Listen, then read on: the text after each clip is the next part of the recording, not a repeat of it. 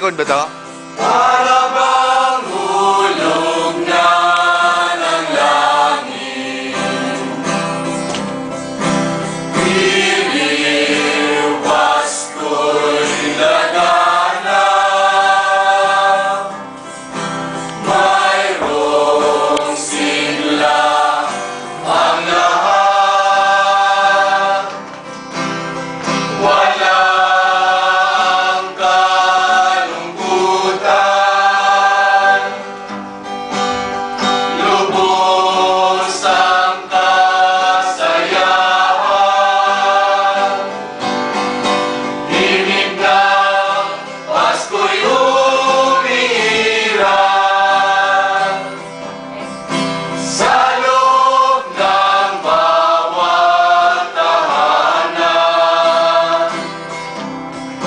Masaya ang mga tanawin, may awit ang simoy ng hangin.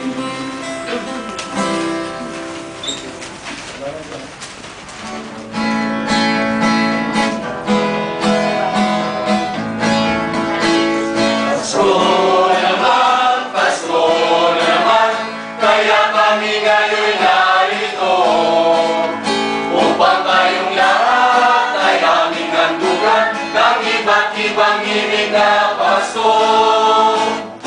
Ang Pasko ay sumapit, tayo ay mamagsiyawin ng magagandang himig, dahil sa Diyos ay pag-ibig, nang si Kristo'y isilang, may tatlong maringat si Dalaw, at ang bawat isa ay nagsipaghandog ng tanging alay.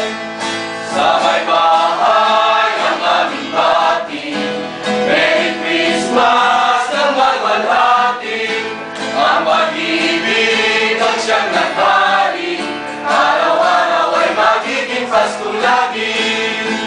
Ang sanhipo ng pagparito, ihingi ko ng aginaldo, kung sakaling kami permisyo, pasensya na kayo't kami namamasko.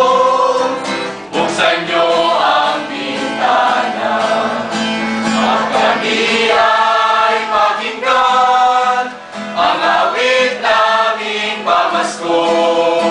Sa inyo'y inaalay, kami po ay nanggaling sa malayong bayan, nagsadya rito sa inyo upang kayo ay awitan. Kami bumabati ng maligayang Pasko at masaganang bagong taon.